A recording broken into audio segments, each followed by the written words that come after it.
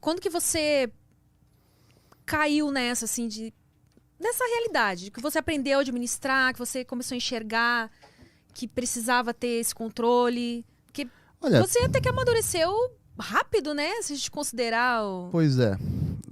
Eu vim de uma situação não muito confortável dentro de casa, né?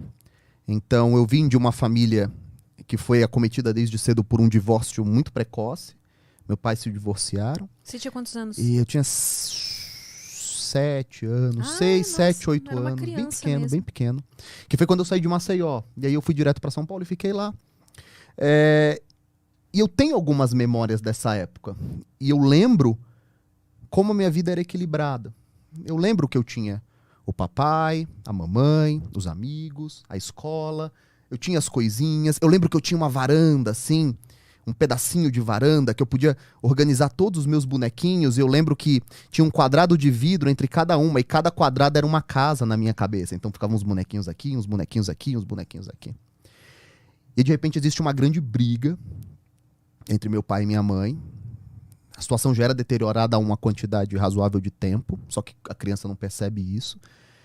E de repente eu lembro da minha mãe pegando a minha irmã, entrando dentro do quarto, trancando a porta e falando que tinha brigado com meu pai, que ele iria embora. E aí meu pai foi embora. Rapidamente nós mudamos daquele lugar, viemos para São Paulo. E a partir daí, aquela vida toda organizadinha que eu tenho da minha memória, ela sumiu, arrefeceu. Nós vivíamos de apartamento em apartamento, sempre muitas brigas, de favor muitas vezes, e aquela estabilidade financeira sumiu. E desde cedo eu tive a ideia de que, putz, se eu não tiver a minha organização, se eu não conseguir de alguma maneira juntar algum dinheirinho, desculpa a palavra, eu tô fudido, assim, ninguém vai fazer isso por mim. E é engraçado porque quando você sente água na bunda é que você começa a se mexer de verdade. Enquanto você não sente água na bunda, todo mundo, meu filho tem 26 anos e ainda não se arranjou na vida. Dê 6 meses para ele sair de casa ou ele vai pra rua, que ele vai se arranjar. Minha mãe ainda depende de mim e se eu deixá-la, ela vai morrer de fome. Cara, você vai se surpreender com o fato de que se você pedir para ela cuidar da própria vida, ela vai cuidar da própria vida, ela não vai morrer de fome, ela não vai acabar no minhocão, ela não vai acabar pedindo esmola na rua. As pessoas só se acomodam com essa situação, né? Então, na verdade, eu nunca fui um cara de investimento, eu nunca fui um cara de gerir dinheiro. Eu sou um profissional criativo, eu sou um escritor, eu sou um redator, eu sou um vendedor. Tanto é que essas posições financeiras, a maneira que eu lido com o meu dinheiro, com a minha empresa, com os nossos funcionários, com os nossos mais de 30 mil alunos, elas são quase todas sob o ponto de vista humano. Então, eu não sou o cara que vai saber exatamente quais são os ativos que performam mais, mas eu sei cuidar do meu dinheirinho. Aí veio a minha frase, que é uma das frases, um dos bordões que acabou ficando conhecido: o que enriquece é o trabalho. As pessoas superestimam o que elas vão ganhar na bolsa de valores, nos fundos imobiliários, na renda fixa. Cara, o que enriquece é o trabalho. Tenta lembrar quantas pessoas você conhecia antigamente, quando criança, que ganharam grana trabalhando, muitas vezes analfabetos, principalmente em cidades do interior. Você tinha caras que eram semi-alfabetizados e tinham grana, e tinham terra, e compravam casa. Pedreiros têm 5, 6 casas alugadas ali, tem a vidinha dele estável. Então, o trabalho enriquece mais. A grana que você consegue gerar no mercado é mais importante do que qualquer ativo que você vai alocar, os seus aportes são mais importantes. Eu sempre me preocupei em trabalhar. Como eu percebia que eu sabia escrever e falar um pouco mais do que, e um pouco melhor do que a média, eu acabei de escrever, produzir texto. Aí eu percebi que as pessoas pagariam para você escrever, porque elas odeiam escrever. Eu não acredito que elas vão me pagar para escrever, eu faria isso de graça para elas, eu não acredito nisso. E aí foi quando começou, lá na época do Orkut. Nossa, Orkut. Foi a minha primeira rede social que eu trabalhei. Eu queria trabalhar na internet. Eu trabalhei um dia ou 2 dias, eu não consigo me lembrar agora, na rua, assim, um trabalho real. Fora uma experiência que eu tive dentro do comércio que durou 4 anos, mas assim, quando eu era moleque novo, eu passei no estágio do tribunal regional, assim, eu fui chamado no estágio logo no comecinho da faculdade.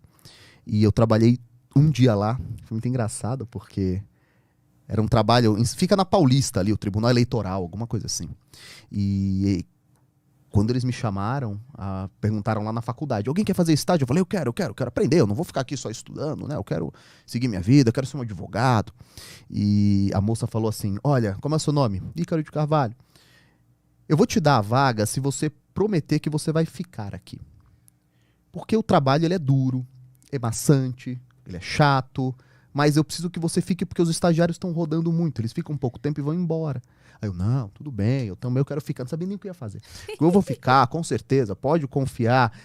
E aí no primeiro dia eu peguei uma chuva, eu peguei uma condução, e eu fiquei um tempão na Brigadeiro subindo, e eu perdi sei lá, 1h30 para fazer um trajeto de 20 minutos. Eu cheguei lá, fiquei levando o processo para cima e para baixo, para cima e para baixo. Processo rosa de um lado, processo amarelo do outro, processo verde do outro. Aí no segundo dia eu falei, olha, eu tenho que ir embora. A mulher ficou puta. Não acredito. A partir daqui, eu decidi que eu ia trabalhar na internet. Eu falei, não é possível que eu gaste tanto tempo me deslocando, não é possível, eu quero trabalhar na internet. Trabalhar na internet, isso daí era 2000 e nada, né? Ninguém tava nem aí pra isso. Eu entrava no Orkut. E sempre gostei de estudar e de ler. E eu descobri que existia uma coisinha que estava surgindo naquela época, uma tecnologia nova que ninguém nunca tinha ouvido falar, chamado e-book. Hoje em dia, ninguém aguenta mais isso. E tinha um cara falando, alguém sabe quem faz e-book? Eu fui procurar e eu falei, nossa, mas é só escrever um livro, né? 40, 50 páginas aqui. Naquela época, menino novo, sei lá, fazia 20, 30 páginas num dia rapidinho. Fonte maior. E eu falei, tá bom, eu faço isso daí.